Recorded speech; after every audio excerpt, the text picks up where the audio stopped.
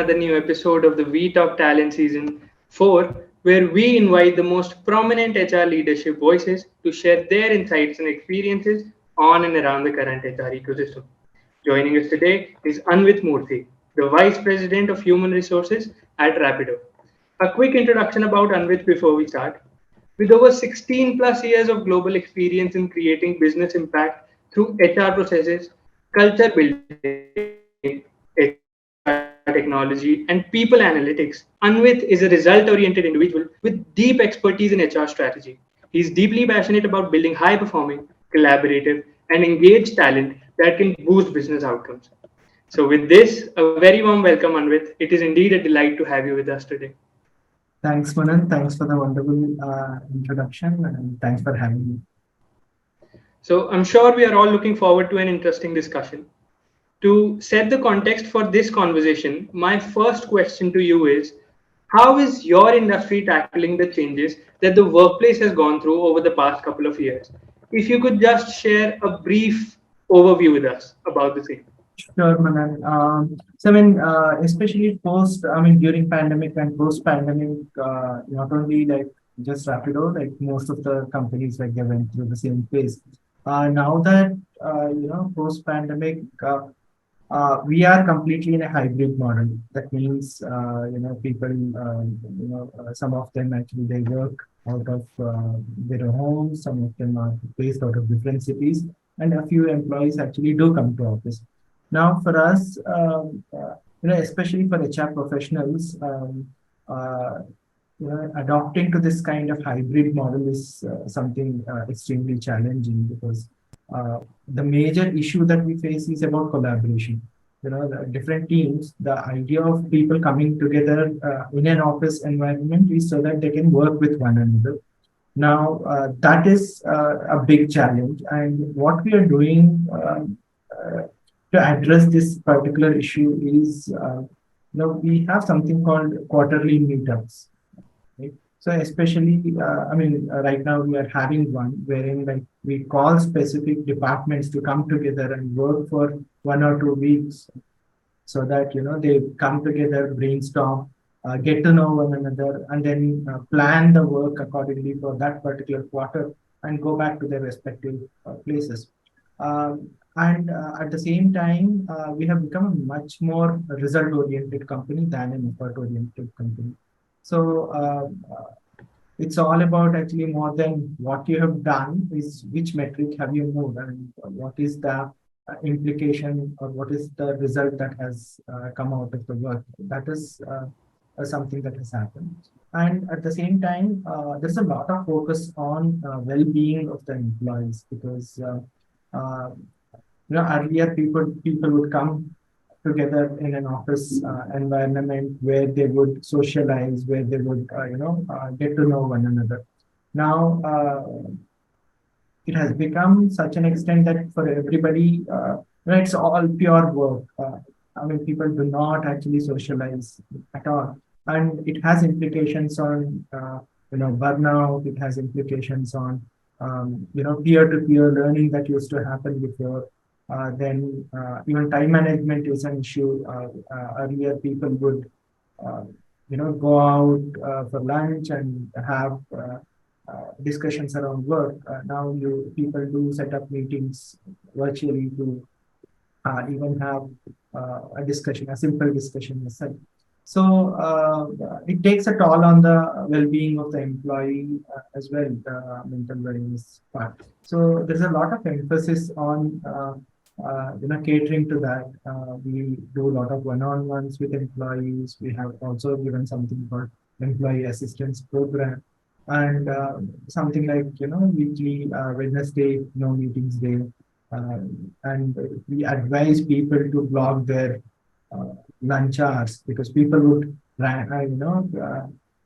set meetings on even during because somebody has a lunch hour from 1 to 2 and somebody has from 2 to 3, and people would just set meetings up. So that is something that we have consciously told employees to block their lunch hours so that they can have a peaceful lunch with their family if they're working in a hybrid model. Yeah, a lot of changes, I think. Challenges have brought in a lot of changes in the way in which HR functions as well. Yeah, so Anvith, that was very insightful. Now, I observed that you mentioned some challenges around the hybrid work setup, right? Remote work setup. Yeah. So, my next question to you will be, what are the employee engagement strategies that you have adopted, especially Mhm. in today's world of remote and hybrid work setup? Right. See, one is, especially when you start looking at employees, right? When you look at the employee value pyramid, uh, it's very important for them to give that meaning and purpose of what work they do.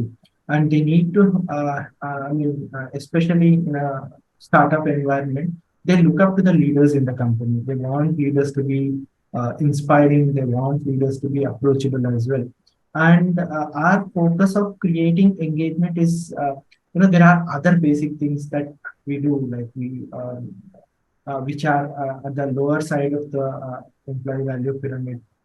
We have a HRBP to, we have one HR business partner for every 100 employees in the company. So that means very frequent one-on-ones. As soon as they join, there is a 17, 15, and 30-day connect with HR business partners. Then we run an engagement survey once in 6 months, and we come up with action plans as well. Very recently, we launched something called, Anvith from Rapido, which we called it as listening officer, where the employees can interact with the tool, and the entire interaction comes only to me. So we have made it very clear that the data is completely confidential and it resides only with me and myself. Now, these are, somewhere at the bottom or the mid level of the employee value. But the most important aspect when we think of engagement for employees is about, the work that they do, what is that they are learning, and are they creating an impact not only to Rapido but to the society as well.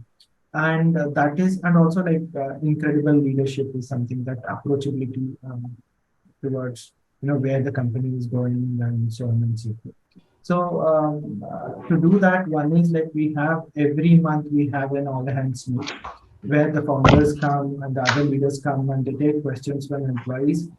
We don't try to screen questions or anything as such, and we give that open forum to the employees. Everybody is approachable. You can ask any kind of question, any difficult questions, and you'll be. If you don't have an answer, we're all in it together, and we'll come up with some solutions. But that kind of forum is something that we have given to employees. And the purpose and impact of the work, right? It's extremely satisfying for any employee, be it somebody in engineering, product, marketing, or operations, to see that they are creating jobs out there, right? Especially for the captains that we are solving the problem of commute in India. And in the meantime, we are generating a huge number of job opportunities and that to flexible job opportunities for young population. So when they see that the stories of captain, when they see stories of customers, it creates some huge impact on the morale of employees, and what their work is actually translating it on the ground is something that they can see. So this is also something that we have focused on communicating the stories of our captains, our customers, the employees on a regular basis. So, Anvith, without disrupting the flow of our conversation, let me just quickly move on to my next question. So, can you shed some light on your employer branding strategy and how it has evolved over the past few years? Yeah. Yes, Nadan. It's a good question because, like, we set up employer branding at Rapido almost around 2 years back. At the time there was great ramp up that was going on across uh, the companies across the industry. So even we had to hire, and then we started seeing a lot of offer declines, and people were not much aware of Rapido, and so on and so forth. So we started focusing on employer branding, and our strategy has been, Rapido as a company, we have an identity, and we want, and we have a great employee pro-employee culture as such. Like we do understand that it is the employees who are building the product, it is the employees who are getting the customers, it is the employees who are getting the captains. So if we can take care of our employees, we can always win the outside uh, market as such. So when we do understand, we built that employee-centric culture in the company. Now, all we wanted was, how can we talk about that culture? Because there are a lot of good things that we are doing, and it's not, if people are not aware of it, we end up not having great talent in the company as well. So our focus was on, we selected three channels. Um, One is LinkedIn, then Glassdoor, and then Medium as the three channels that we were quite narrowly focused on these three channels. And then the other thing is, we can put out great stories, but at the end of the day, we have our heroes who are the employees, and we wanted our employees to be our brand ambassadors, and not that we create story and then we put it out. So what we started doing was we started interviewing some of our heroes in the company who have solved great deal of challenges, made an impact in the lives of the customers, in the lives of captains, and made an impact on the company as well. So we started interviewing people. We started talking about the work that they have accomplished, and we started putting it out there. And it was a great way we were able to establish that brand, Rapido as an employer of choice out there in the market. And yeah, I mean, especially like the employees are our greatest brand ambassadors than the kind of content that we put it out by ourselves. As well. And even on Medium, like people have written some of the articles where they have faced certain challenges, what kind of work that they did to resolve those challenges at workplace. So it gives a lot of traction to people, to great talent out there. So that was very insightful, Anvith. Moving on to my next question. So we've all seen that the workforce dynamics have changed quite a bit in over the past couple of years. The Gen Zs and millennials are now entering the workforce. So my next question to you will be around the same. Okay. What is your take on the new generation, that is Gen Z and millennials, entering the workforce, and how do their expectations actually differ from those of previous generations? Yeah, I mean, it's a very good question as well because maybe I'm in the right, I'm one of the right persons to answer it because I worked at Tata Motors where the average age was 45 or so, and at present at Infosys, at Rapido, the average age is around 28 or so. So right now, when I start looking at how Gen Zs behave versus erstwhile generation, uh, generations of extra years, uh, there are certain differences, and yet there are certain commonalities as well. And when we look at it, the older generations, people would work for job security, they would work for career path, they would work for recognition, and so on and so forth. Now, the Gen Z guys, they want all of it. They want a great career path. They want to, they want that recognition, but that is not good enough for them.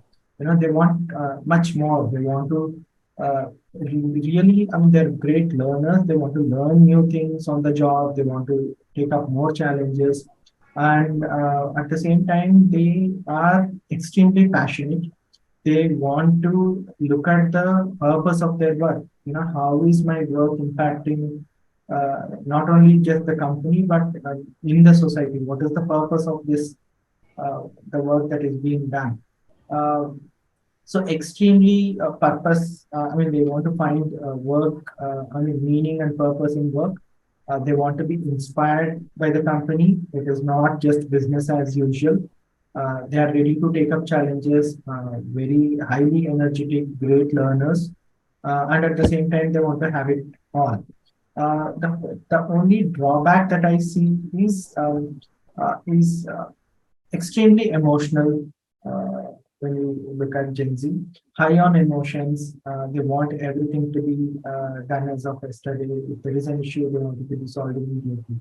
And yeah, I mean that emotions are on the higher side. And at the same time, the other flip side that I've seen is lack of empathy towards people, towards others. It's about, I'm making an impact and doing something here, and that empathy towards co-workers is something. Maybe because of the pandemic, post-pandemic, or less of collaboration, that is something that is on the that is missing. I won't say missing, that is on the lower side in terms of perspective. Yeah, I mean, that's my at least observation on Gen Z. Okay, so that was very detailed answer, Anvith. Thank you for that. And quickly moving on to my next question. Like I said, I wouldn't want to disrupt the flow of our conversation. It's very engaging that way. So, how do you see the importance of soft skills evolving in the future? Yeah, I mean, it's again a good question. Manan. The reason being, I just spoke of lack of empathy, Hmm.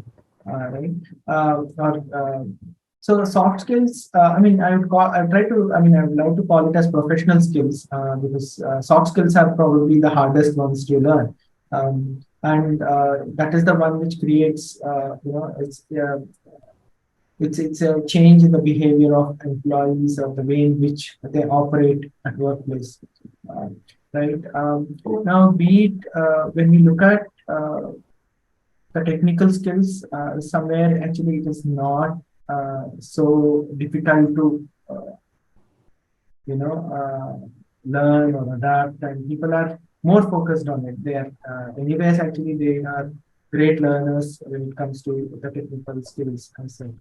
Now, soft skills or the professional skills are the ones which take you to the higher pedestal. And somewhere that focus is not much when we look at Gen Z. Essentially.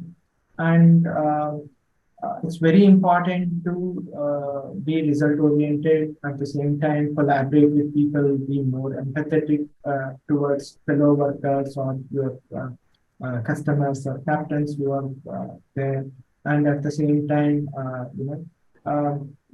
as simple as certain things like time management or having meetings in a very productive manner. um, so some of these skills are extremely important, and it improves your productivity, it improves your relationship with your workers, and it helps you to, it makes you more creative, it makes you a better communicator, and things become a lot more easy when you have these professional skills that are there. And yeah, I mean, even at Rapido, what we have set up something called Professional Skills Development Academy, where the focus is on enabling people managers to be, to be better people managers. We are also trying to help all the first-time managers to be good at managing people. How can you be more empathetic? How can you be more respectful? How can you set clear goals, and how can you support your people? How can you be a mentor and a role model to your people as well? So the focus is on these skills, which are really really important skills, and probably one of the hardest skills to learn. So yeah, at Rapido we are focusing on the same as well. That was very neatly described, and I'm sure our audiences will resonate with your thoughts. Thank you for sharing such wonderful and enlightening insights, Anvith. It was an absolute delight to listen to your thoughts and experiences. Thank you a lot for joining us today. Pleasure is mine, Manan. Thanks for having me again. So, for our viewers, thanks for tuning in. We'll be back soon with yet another engaging episode of the We Talk Talent series. Until then, keep watching and keep talking.